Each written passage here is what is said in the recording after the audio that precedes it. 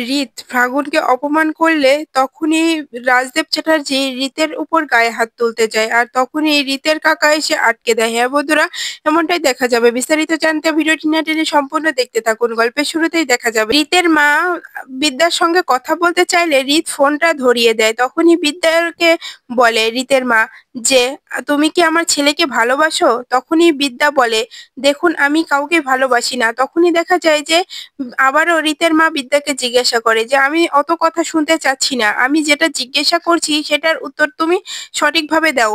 তুমি বলো তুমি কি আমার ছেলেকে ভালোবাসো?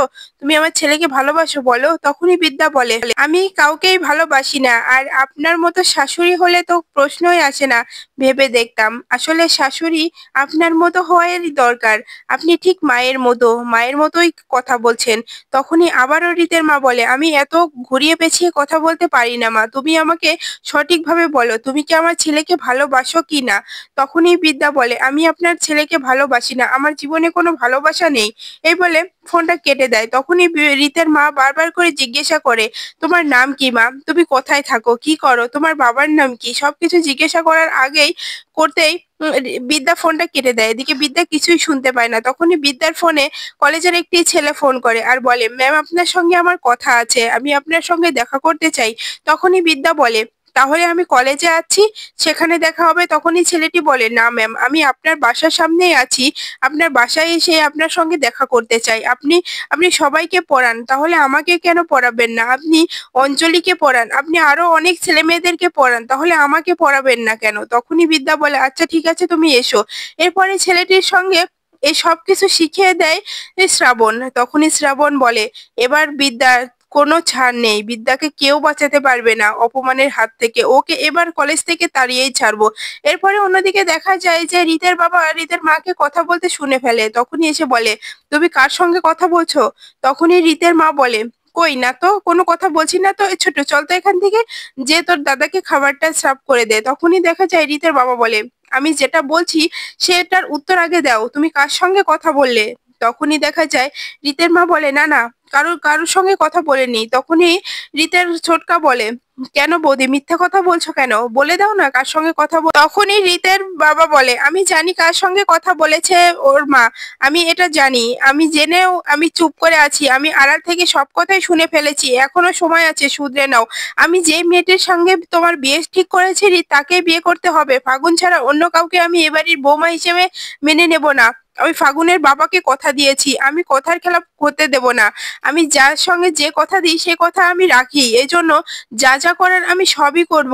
তুমি ফাগুনের সঙ্গে বলে শুনছি কথা বলছো না, ও তোমার সঙ্গে মিট করতে চাচ্ছে, মিট করছো না কেন রিত, কেন করছো না এই সবকিছু? তখনই দেখা যায় রিতের ছোটকা এসে বলে বড়দা ভাই তুমি এমনটা করো না, দেখো দেখো ছেলেটার মনের উপর দিয়ে অনেকটা ধকল যাচ্ছে, তুমি ছেলেটার অবস্থাটা একটু বুঝতে শেখো। তখনই দেখা যায় রিতের বাবা বলে আমি কোনো কিছু বুঝতে চাচ্ছি না, কোনো কিছু বুঝবো না, আমি যে সিদ্ধান্তটা নিয়েছি সেটাই আমি ঠিক নিয়েছি। আমি আমি ওই ফাগুনকে এবারের বউ হিসেবে মেনে নেব। দেখো রিত এত কথা বুঝি না, তুমি ফাগুনকেই মেনে নেবে। তখন রিত বলে আমি পারবো না, আমি যাকে পছন্দ করি আমি তাকেই বিয়ে করব, তাছাড়া অন্য কাউকে আমি বিয়ে করতে পারবো না। কথাটা বলতেই রিতের বাবা রিতের গায়ে হাত তুলতে যায় আর তখনই রিতের ছোটকা এসে হাতটা ধরে ফেলে আর বলে না দাদা তুমি এটা করতে পারো না, ছেলে বড় হয়েছে, ছেলেকে এভাবে গায়ে হাত তুলতে পারো না। ছেলে দোষের কি বলেছে, ও তো কাউকে ভালোবাসে, ও সেই কথাটি বলেছে, ও তো অপরাধের কিছু বলেনি। তখনই রিতের বাবা বলে আমি এত কথা শুনতে চাচ্ছি না, আমি যে কথাটি বলেছি সেটাই শেষ কথা, আমি ওই ফাগুনকেই এবারের বউ হিসেবে নিয়ে আসবো, অন্য কোনো মেয়েকে আমি আনবো না। এরপরেই দেখা যায় যে তখনই রিতের মা বলে রিত অনেকটা খারাপ হবে রে যদি এই সব কিছু হয়ে যায়, যদি মেয়েটার সঙ্গে তুই বিয়ে করে নিস, সত্যি সত্যি তোর বাবা তোকে ছেড়ে দেবে না।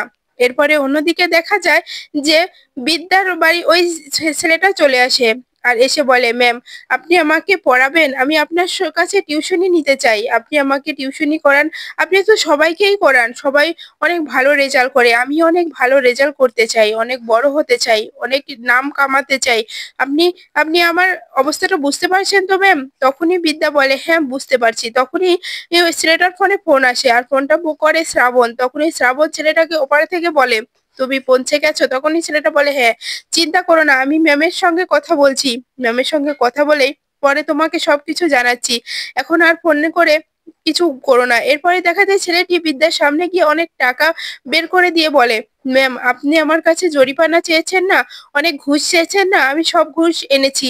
আপনি আমাকে ওখানে ভর্তি করার চান্স দিয়ে দিন, আপনি অঞ্জলিকে বের করে আমাকে ওই জায়গাটা দিয়ে দিন। আপনি আমার কাছ থেকে ঘুষ চেয়েছেন, আমি ঘুষ দিয়েছি। তখনই দেখা যায় ওখান থেকে অন্য একজন ভিডিও রেকর্ডিং করে নেয় সবকিছু। তখনই দেখা যায় বিদ্যা রেগে গিয়ে ছেলেটিকে চড় মারে আর বলে, এত বড় সাহস, তুমি কলেজে বেয়াদবি করো সেটা মেনে নিয়ে আমার বাড়িতে এসে তুমি বেয়াদবি করছো, সেটা আমি মানবো না, তুমি এখান থেকে বের হয়ে যাও।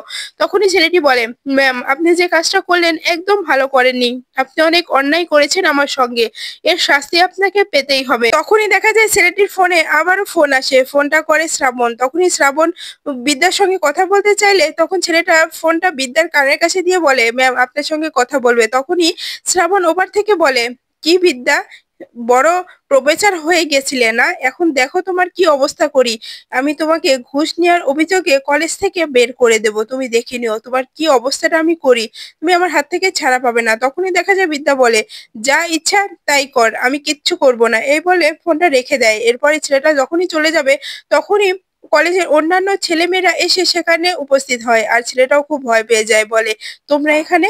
তখন সব কলেজের ছাত্রছাত্রীরা বলে, কেন, এখানে কি করছিস তুই, তুই ম্যাডামের সঙ্গে অসভ্যতামি করছিস, ম্যাডামকে ঘুষ দিতে এসেছিস, ম্যাডাম সবকিছু আমরা ভিডিও করে রেখেছি, এটা যদি ভাইরাল করে দিই ভিডিওটা তখন কি হবে বুঝতে পারছিস? তখনই ছেলেটি খুব ভয় পেয়ে যায় আর বলে, আমি এটা ইচ্ছা করে করিনি, আমাকে দিয়ে করানো হয়েছে তাই করেছি। তখন ছেলে মেয়েরা বলে, তোকে এবার ছাড়বো না।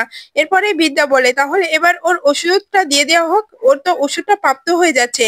তখনই বিদ্যা কষে এক চড় মারে ছেলেটির মুখে, আবারও আরেকটি চড় মারে আরেকটি পাশে। এরপরে বলে, এবার শিক্ষা হলো তো, আমার সঙ্গে অসভ্যতামি করতে আসার আগে নিজের লেভেলটা আগে দেখে নিও, কারণ তুমি যে কলেজের ছাত্র সে কলেজের প্রফেসর আমি, আমি তোমার চেয়ে ভালো জানি, তাই আমার সাথে লাগতে এসো না, তার পরিণাম ভালো হবে না, খুব খারাপ হয়ে যাবে। কিন্তু এবারের মতো আমি তোমাকে ক্ষমা করে দিচ্ছি, কিন্তু পরের বার যদি আমার সঙ্গে এরকম অসভ্যতামি করতে আসো তাহলে কিন্তু সেবার আমি আর তোমাকে ক্ষমা করতে পারবো না, আমি ভুলে যাব তুমি একজন স্টুডেন্ট, তাই বলছি ভালোই ভালো এখান থেকে চলে যাও। এরপরে সবাই ওখান থেকে চলে গেলে তখনই বিদ্যা রাজদেব চ্যাটার্জিকে ফোন করে আর বলে, আমি বিদ্যা বলছি। তখনই রাজদেব বলে, কেন ফোন করেছেন আমার ফোনে? তখনই বিদ্যা বলে, আপনি যেই আপনার গুন্ডাদেরকে পাঠিয়েছিলেন না আমাকে ঘুষ দিতে, তাদেরকে আমি খুব শিক্ষা দিয়ে এখান থেকে বের করে দিয়েছি।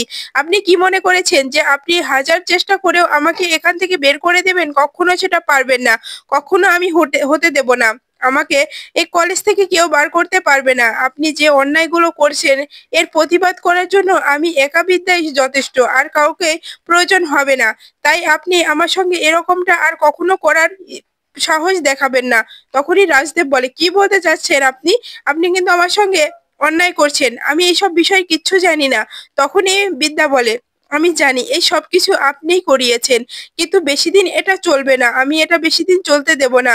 আপনি কতটা উঠতে পারেন আমিও সেটা দেখতে পাচ্ছি, আপনি অঞ্জলিকে বের করে দেওয়ার জন্য এত কিছু করছেন, আপনি কখনোই সেটা পারবেন না, কারণ অঞ্জলিকে বের করতে আমি দেব না। এরপরই দেখা যায় যে ফোনটা রেখে দেয়। অন্যদিকে দেখা যায় যে রিতের অফিসে একটা মেয়ে চলে আসে আর তখনই রিতের সেক্রেটারি এসে বলে যে, স্যার একটা মেয়ে এসেছে, মেয়েটা হলো ফাগুন নাম বলছে। তখনই দেখা যায় যে রিত বলে, আচ্ছা ভিতরে পাঠিয়ে দাও। এরপরে রিত ফাগুনকে বলে, আপনি এখানে কেন এসেছেন? তখনই ফাগুন বলে, কেন, আমি কি এখানে আসতে পারি না? তোমাকে আমি বলি আমার সঙ্গে মিট করতে, আমার সঙ্গে ডেটিং এ যেতে, কিন্তু তুমি তা কিছুতেই রাজি হচ্ছিলে না, তাই এখানে আসতে বাধ্য হয়েছি আমি। তুমি নিজেকে কি মনে করছো? তুমি অনেক বড় মনে করছো না? আমি তোমাকে বিয়ে করতে রাজি হয়েছে বলে তোমার দামটা কি অনেক বেড়ে গিয়েছে? তখনই রিত বলে, না সেরকম কিছু না, এখানে কেন এসেছেন সেটা বলুন।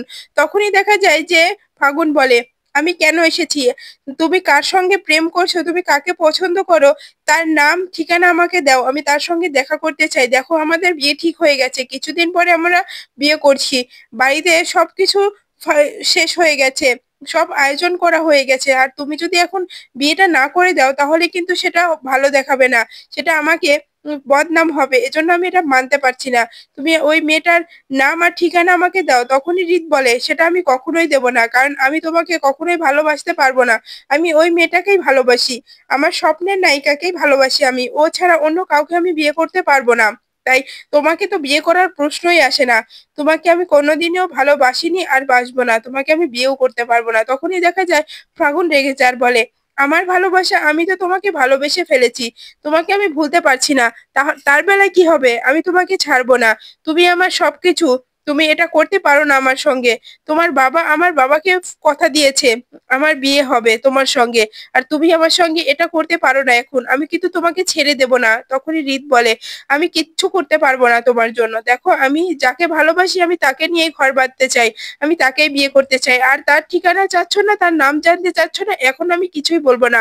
আগে আমার বিয়ে যদি আমি ওই মেয়েটাকে করি তারপরে সবার সামনে নিয়ে আসবো, তার আগে আমি আনবো না, এজন্য আমি কিছুই বলতে পারবো না এখন। এরপরে দেখা যায় সে সময়ই বিদ্যা রিতের ফোনে ফোন আসে দেয়, আর তখনই ফাগুন ফোনটা দেখে ফেলে যে ওটা খিচুড়ি দিয়ে সেভ করা। তখনই দেখা যায় ফোনটা রিসিভ করে বলে, কাকে ফোন করেছেন?